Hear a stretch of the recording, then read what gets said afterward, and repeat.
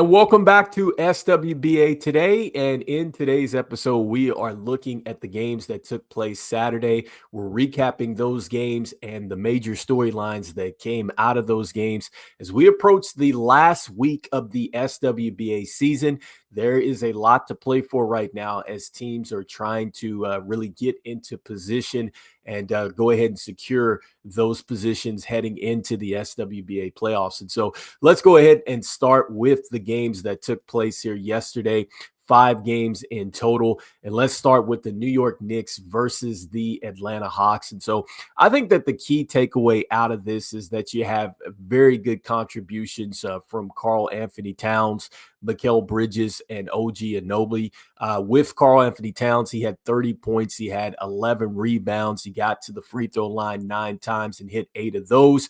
You had Mikal Bridges, who had 20, and then also OG Anunoby had 24 points. And so the Knicks taking care of business. They were 15 of 29 from downtown. And then when you look at just from the totality of things for the Knicks and just the fact that they didn't have Jalen Brunson, they actually have a pretty good record. They're now 9-6 without Jalen Brunson. And so you know that this team is going to get a lot better once they get him back. This is a team that outscored Atlanta 40-22 in the second quarter. To go ahead and really take advantage of the Atlanta Hawks here. And so, look, a good win for the New York Knicks, a tough win for the Atlanta Hawks. And I will say this was a tough night for Trae Young because he only had 16 points in this one.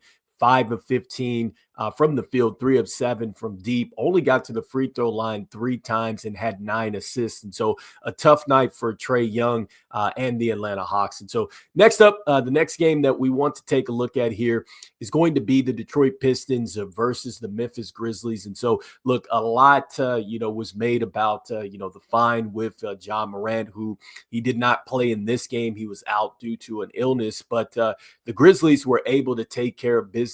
And Desmond Bane had a very good game in this. And actually, he was the key for the Memphis Grizzlies because in this one, he had 38 points. He was +3 in the plus-minus box score. He had 7 rebounds, 3 assists, 15 of 23 from the field. He was 4 of 7 from deep. And so Desmond Bane, look, he was on fire. Scottie Pippen Jr., here's a player that I absolutely love his game. I think that this is maybe the most underrated pickup in SWBA last season, and it's him coming over to the Memphis Grizzlies. He had 15 points, +16 in the plus-minus box score, 6 rebounds, 3 assists in this, and he also had 2 blocks, and so absolutely filling up the stats. And then Jaren Jackson Jr., 27 points, +11. He had 11 rebounds in this one, 9 of 23 from the field, though, and 1 of 6 from deep. But still, the Grizzlies take care of business. They get a huge win, especially with this Grizzlies team trying to hold on after, again,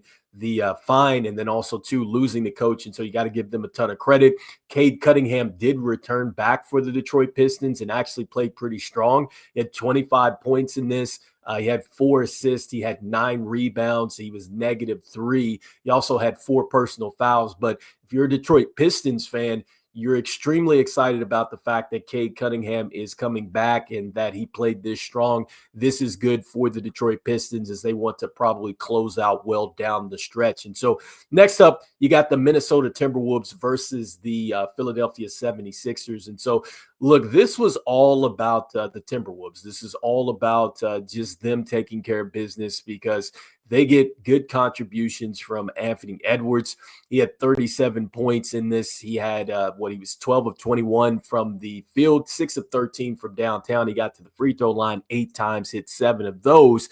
And then also, you had a good performance from Rudy Gobert. He had 23 points, 19 rebounds in this one. He had 2 assists, 2 steals, and 3 blocks and +10. And so anytime you get good contributions from those two, you're probably going to be in a good situation. Julius Randle continues to play strong for this team now that he's back. He had 15, 4 assists, and 5 rebounds.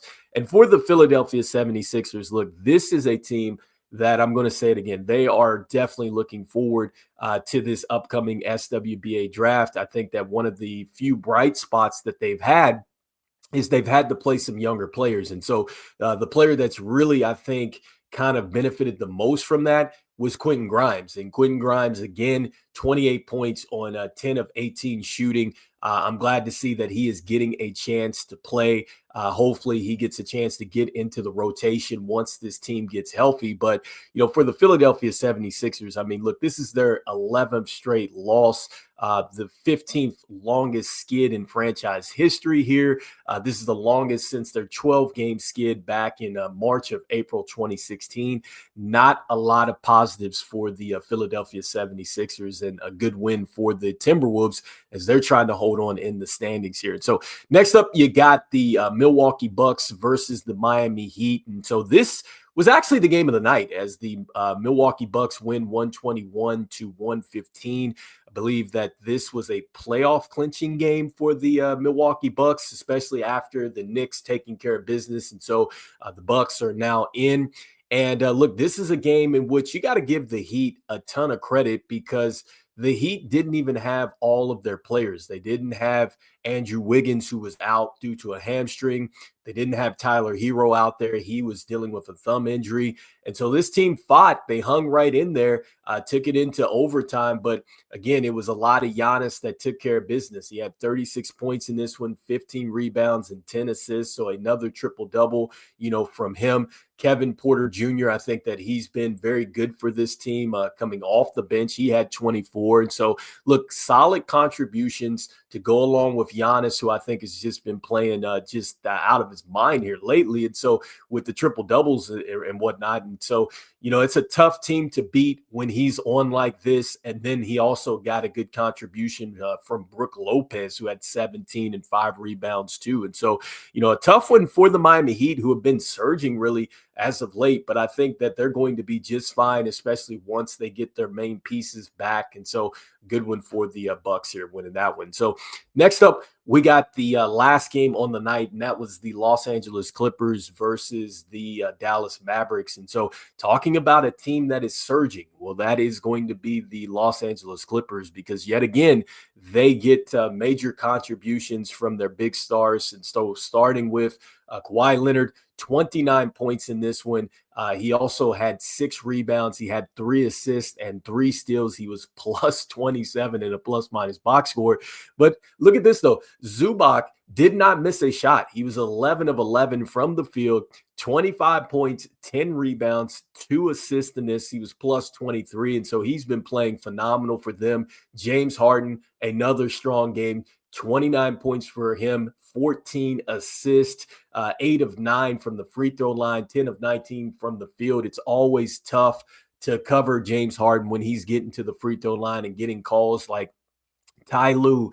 This is a coach that can just get the most out of a roster. And so his team is really starting to come together at the right time. And again, they got some nice little bench pieces. I like the fact that you got a guy in Derrick Jones Jr. who was with the Mavs that was in the finals here. We talked about this with Nicholas Batum.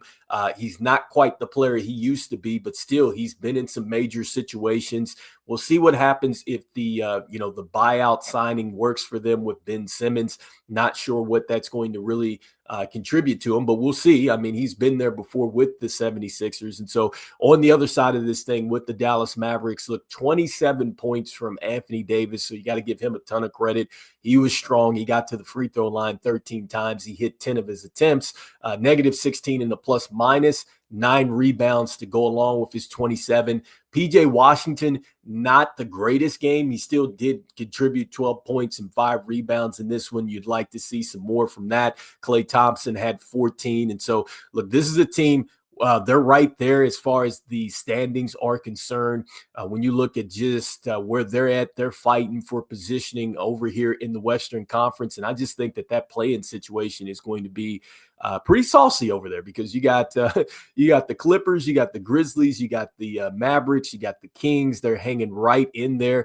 The Suns, look, they've been sliding here lately. I don't know what the status is going to be of Kevin Durant, and if they can get him back in enough time, maybe he's done for the season. Perhaps the Suns are done, but still, I think that this would be an interesting play-in situation where, again, you got the Kings, you got the Mavericks, you got the Grizzlies, you got the Clippers, They're all right there in 7 through 10.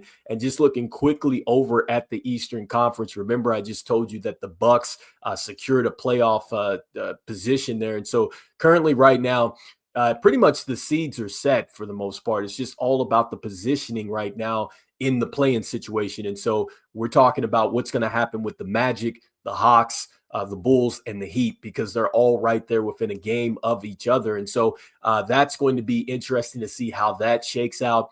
But we are set at the top of the standings because the Cavs, you got the Celtics, you got the Knicks, you got the Pacers now at 4, you got the Bucks at 5, and then you got the Pistons here at 6.